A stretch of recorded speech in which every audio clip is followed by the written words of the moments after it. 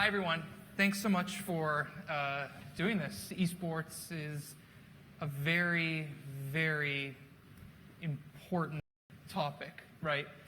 Sports, we all love sports here. We have a lot of offline athletes here, but we also have some companies here that are in charge of online sports, right? So, everyone's talking about esports, but why don't we, give a little definition here? What is esports to each of you?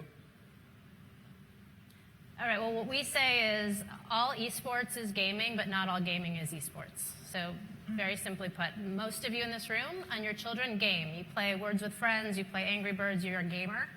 But to be an esports athlete, you have to be at a professional level and participating in essentially a sanctioned league event. Yes, I think I'd agree with a lot of that. I think, at least as a rule of thumb for me, I've historically thought of esports as just competitive gaming as a segment, but increasingly I'm starting to think we can obviously talk about this more over time. Ultimately, I think esports has just been a convenient label for one phase of the evolution of gaming, and we're quickly getting into subsequent phases where I think in really good ways the term starts to get unpacked. Yeah, what would you define esports as? I think they nailed it. It's competitive gaming, but it's gaming as entertainment more broadly, right? Where you actually get to observe as opposed to just play yourself. Yeah. Why don't we talk a little bit about each of your companies, right? We have three of the foremost esports companies here. Can you sort of break down, are you creating games? Are you just managing the different esports leagues? How do you all compete? How are you all similar to each other? Sure. So I represent ESL, which is the oldest and largest sort of pure play esports company in the world. We've actually been in operations for 19 years in Germany, but I have 15 offices around the world. So what we do is we put on esports events, amateur to professional, online to live event, all for pretty much any game that's been out there that has an esports program. We have worked on it either under our own brand, the ESL League, or for the publisher. So we reach about 60% of the esports audience. To put that into perspective, that's about 250 million people online and about 250,000 live attendees in our sort of last 12 months of events. So that's who we are. We do not publish games. We do not own teams. Our position in the market is to try to remain as agnostic as possible and to facilitate the fandom of esports. So I'm with Gen.G. We are a global esports organization, so we're John and I guess, are in a different part of the ecosystem. We own and operate esports teams.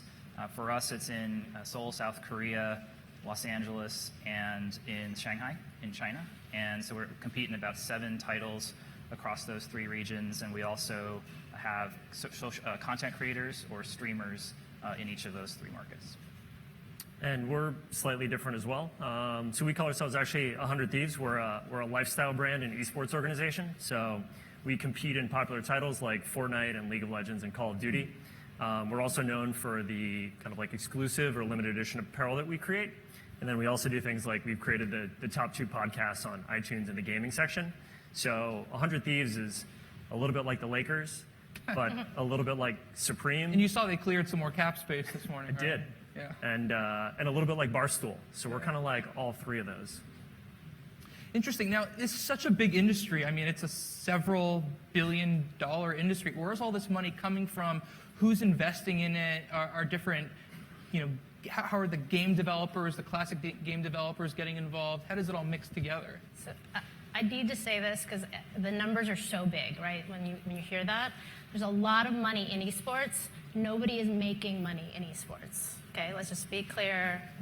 No one is making any yet, and the reason for that is just the state of the industry. Now, I'm sure there's some that really are, but by and large, we're all investing all of that revenue right back into building our organizations and building these events and our teams. What are the biggest games, right? Because when you think of esports, some people might think, and this is what I thought initially. Like I'm familiar with the NBA. There's the NBA 2K League. I know Chris can talk to how the MLB plays into it. But how does it go beyond actual online versions of basketball and baseball and football? What are the biggest games? League of Legends, Call of Duty. What are the big names there? Yeah, right now the big three in terms of viewership, I would say, from our perspective, are probably League of Legends. Globally, it's been the biggest esport in the world for the last 10 years. CS:GO, which has also been around for a really long time, consistently drives huge viewership. Fortnite, more recently, has been something amazing, more on the entertainment side than competitive gaming, but still is doing tremendously well on Twitch and YouTube. Now, what about game creation, right? Are you funding any of the creation of games? How are you partnering? We don't have hundreds of millions of dollars, so no. We'll leave that to maybe after this conference. EA, Activision, Riot Games, like large publicly traded companies are typically the ones who handle almost all of that. Yeah, we don't either. We do get involved now. I joined 3.5 years ago, and a shift I've seen in that time period is we will get involved at earlier stages now in game development, where we get the call that says, hey, we want this to be an esports title. What do we need to be building in at the early stages? It used to be a game would come to market, and then after, a publisher would start to think about an esports program. That's changed. Now they're thinking about it even before they're launching. Interesting. Now, so there's offline and online esports, right? There's people who can engage in esports leagues from the comfort of their home, but there's also these big arenas, right, where people are coming to watch people game. What are the differences there in terms of, what percentage of the market do you see are playing esports from home? What percentage of the market are going to these big arenas and participating in it just like you're going to watch a Lakers game or a Warriors game? What do you find the more exciting route? What's more lucrative? Want to answer it? Well, so yeah, I think the diversity actually is changing by the day. So esports itself, I think colloquially is thought of as being about 20 years old. Being born in South Korea is largely a kind of distributed thing, and then really it's only in the last few years that you've started to see more professionalized live events at a scale that, frankly, in a lot of cases, dwarf even the top sports leagues, even the ones that have real international brands. So I think there's going to continue to be a space for both. You'll see thousands of tournaments continue to persist, throughout the world. But there is now a sort of reimagining of what even generally sports entertainment live events should look like, and it's being led by a lot of the great companies in this space. Now, what about betting? There's so much discussion right now about betting in professional sports. Is there betting in esports? Is there official betting in esports? Do you allow that? Do you support that? How does that all function with esports? As a tournament organizer? Yeah, I mean, in general, we absolutely support anything that's really going to professionalize and regulate the space. We're in favor of. We think that's the next phase of the space, and it's required. And I think the shift to betting is going to drive that. I mean, we leave the decisions to the legislators, but we get involved in the way with. We have an integrity coalition that we work with others in the space on to really inform the issue, but we sort of stay aside and let the government decide what they're going to do. But yeah, I think in general we're in favor of the data quality that will require, the overall regulation, like everything that will require to make that work will be good for the industry. Now, this is mostly a question for Chris, I think. Chris formerly worked for the MLB as an executive there. How's the MLB playing into esports, and how do you, Yvette and John, see the other leagues integrating? Yeah, sure. So in my prior life at MLB, I ran one of the units I ran was our internal video game development team. So we would license some of our IP to the big publishers, as well as create our own games. Last year was actually the first year that MLB dipped a toe into the water of esports, so we actually ran some pop-up tournaments around some of the larger MLB events like the All-Star Game. I think it's an exciting time for gaming at the cross-section of the traditional sports leagues as well, the NBA 2K League, as you mentioned, being one of them. I think it's a fundamentally different question, though, that we're all trying to tackle, which is, I think, for both the traditional sports leagues, sports teams, and other legacy brands on one hand, the way they're framing the question tends to be, how can they sort of gamify their content or help gamify their fan base? Whereas I think part of what's exciting about working in our space is that we're not wedded to trying to gamify at the margins, but it's really at the core of what we're doing. And we can also, to some extent, be agnostic as to different providers of content and really just engage directly with fans. Now, we talked about how the esports companies aren't making money or aren't very profitable, even though there's a lot of money in the space.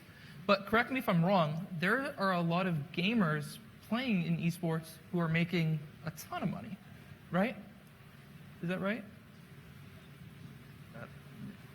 Well, so I don't know what a lot is. Yeah, I was going to say quite a lot. Making money. Oh, I mean, I saw some anecdote that someone in China is able to retire in their mid-20s, or at least one person retired in their mid-20s. I don't know what it takes to retire in China, but retired in their mid-20s because they were an elite esports player. I mean, is that a thing that you see? Is that true? For sure. I mean, you'll see our players making upwards of $500,000 or $1 million a year annually, and that's just from the teams. In addition, like you can add on advertisements or sponsorships that they may have personally. So you can definitely see that the top athletes bringing in a couple $1 million a year for sure. Yeah. Unbelievable.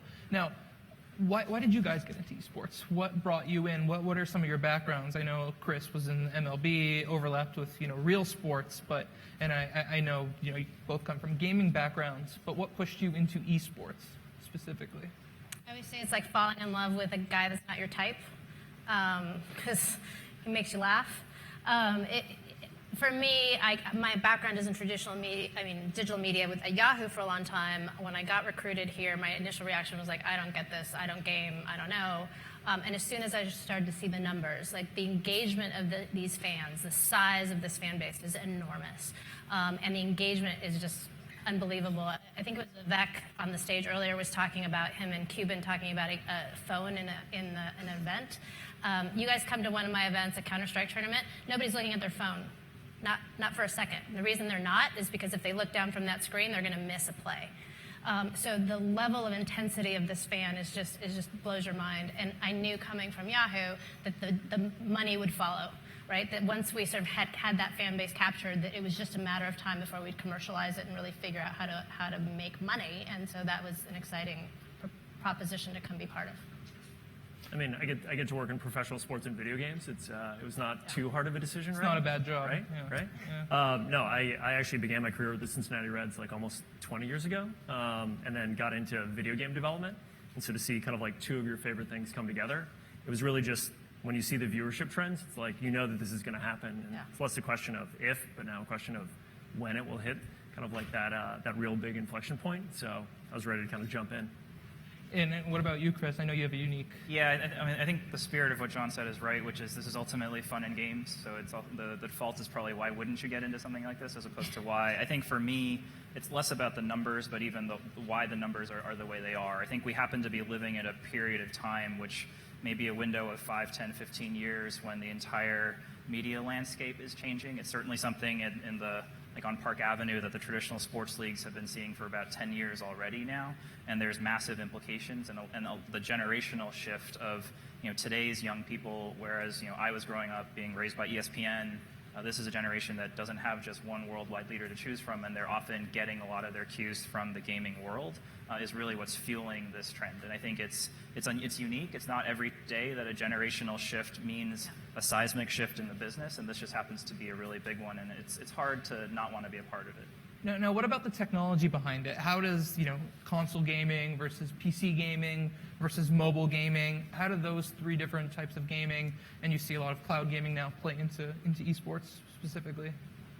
Yeah, I think for us, I think a lot of it depends on region or on market. So what we see in different parts of Asia is very different from the U.S. I do think we tend to be pretty bullish at the macro level on mobile as a trend that is only beginning to unfold. And you have to if you're trying to pick horses right now, that may be a little bit difficult into time, but I do think it's just a matter of when.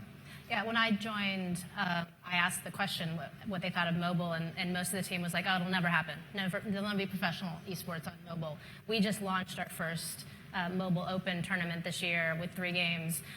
It's incredible just to see the scale you can get to right away. And already I'm seeing a shift in player base makeup, right? So I've got more diversity in the player base in just a few weeks than I would have in a year on a traditional PC title. So to me, mobile is just the most exciting thing that's happened. What about at 100 Thieves? Yeah, we look at it the same way. Like we're a little bit like Chris and I. We're kind of like portfolio managers. Like we know the PC games are going to be around forever. Console's still here today. Mobile is really interesting for the future, and so we kind of make a mix of bets across those. But yeah, we've picked up players across all 3 platforms. And last question for you guys: where do you each see esports being in a decade from now? What is it going to look like? What's the difference going to be? had a call earlier today with LA Olympics 2028. So It's about a decade, yeah. yeah, so that was cool. By the way, they don't know what esports is going to mean for that, but they're asking the question. So I think that'll be interesting. I think the other thing you're just going to see is, so 1 in 5 of our fans has come to us in the last 3 years, right? So huge fan base. Most of them are brand new. That number's only going to just continue to grow. So you're going to see that. I think our challenge as an industry is how do we make it accessible for people who aren't playing 100 hours a week.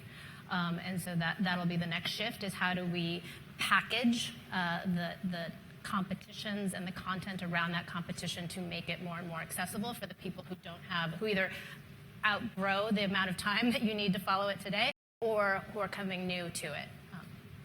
What about you, Chris?